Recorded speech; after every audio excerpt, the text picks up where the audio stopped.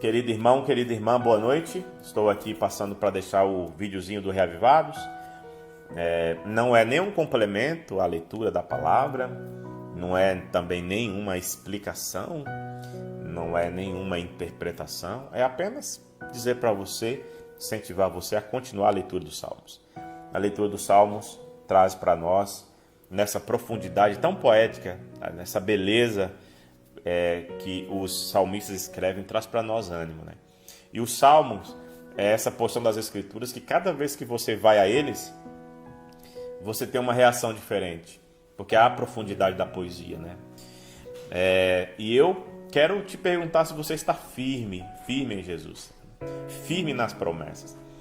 Como diz aquele hino, né, muito conhecido nosso, que diz assim: firme nas promessas de Jesus meu. Não vou cantar porque hoje eu estou desafinado, mas é firme em Jesus.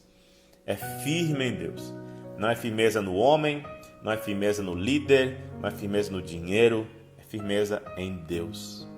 E o coração que está firme em Deus, ele pode balançar, sacudir, mas ele está firme em Deus. Davi era esse homem.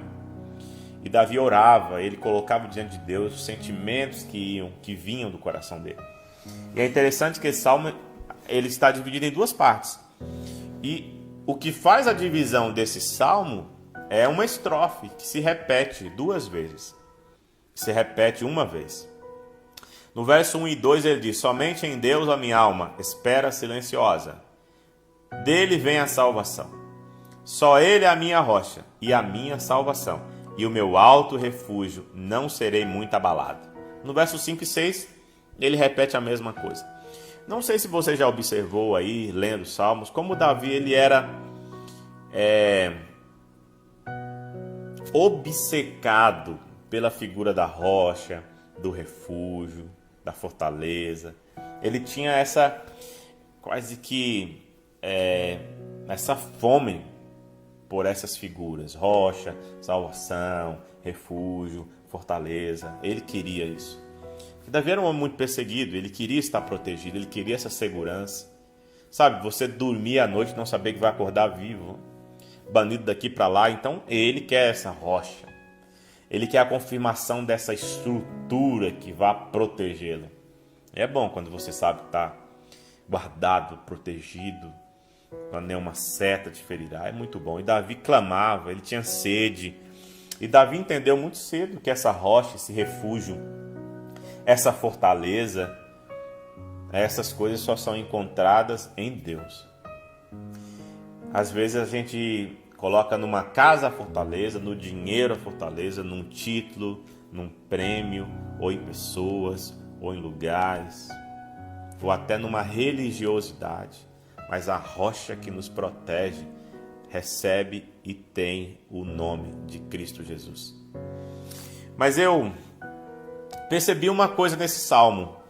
A partir do verso 3 até o verso 4, Davi ele fala da maldade que se acomete contra os homens.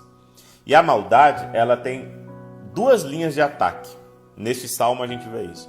A maldade, ela tem uma linha de ataque contra o fraco, para derrubá-lo. Já é uma parede pendida. Então a maldade, quando vê o fraco, ela se aproxima para derrubá-lo ainda mais. Mas a maldade, quando vê o digno, quando vê o forte, ela vem também para tornar o digno indigno, para manchar a reputação. Assim é a maldade. Então Davi lista isso.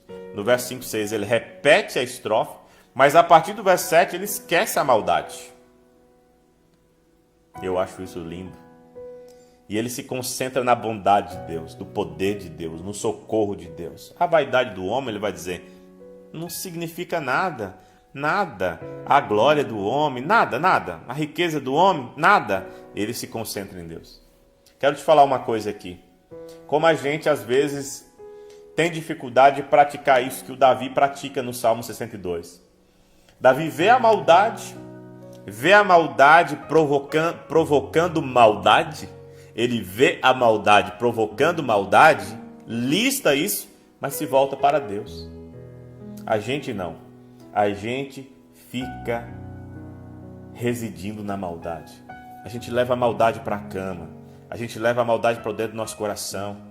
a gente vê o mal, a gente vê a possibilidade de alguma coisa ruim e essas coisas absorvem os nossos sentimentos, os nossos pensamentos e roubam a seiva da nossa vida. Davi não era assim.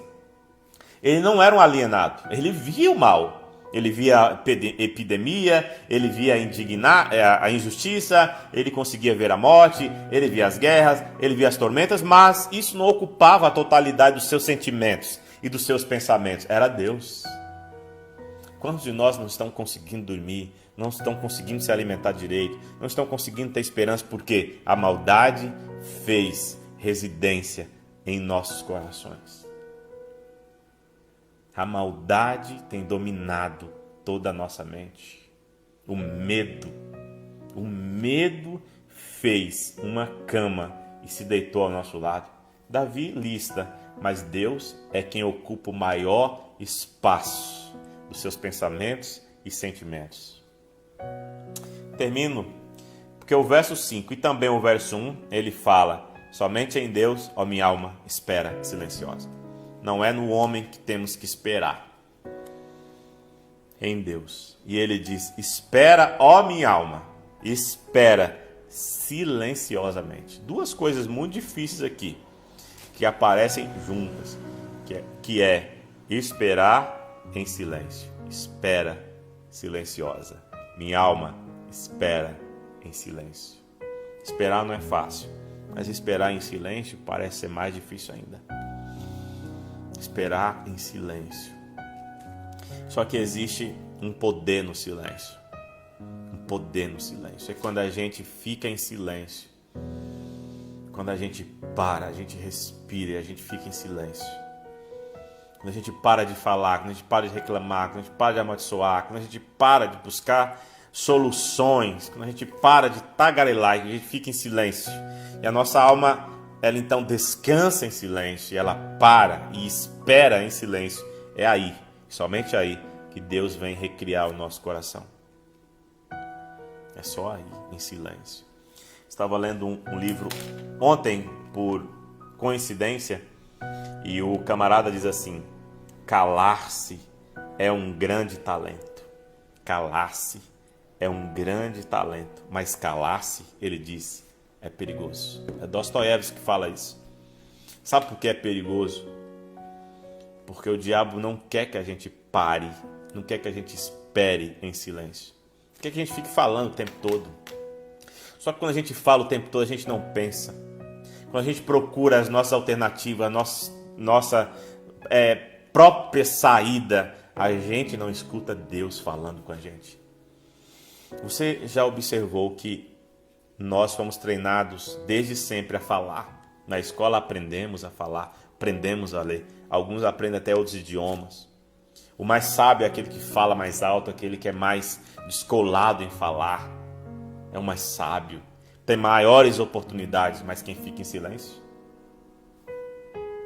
é até mal interpretado.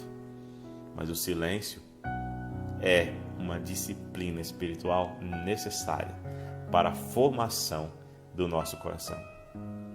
Se você uma hora receber um telefonema de alguém te convidando para um aniversário e você responder: eu não posso ir para o aniversário porque hoje eu tenho que pregar, a pessoa vai entender. Hoje eu não posso ir no aniversário porque eu vou cantar, a pessoa vai entender. Hoje eu não vou no seu aniversário porque eu tenho que limpar a casa, limpar o lote, eu tenho que fazer um monte de coisa.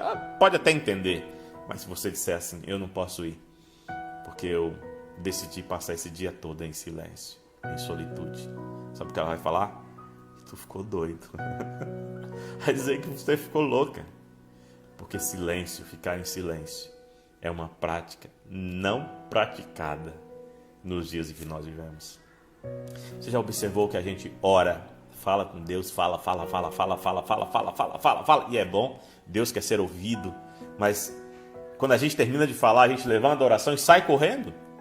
Eu acho que, não estou dizendo todas as vezes, mas em algumas vezes, nós deveríamos falar para Deus, mas depois a gente tinha que ficar em silêncio por um tempo, para ver, para tentar ouvir no silêncio esse Deus falando conosco.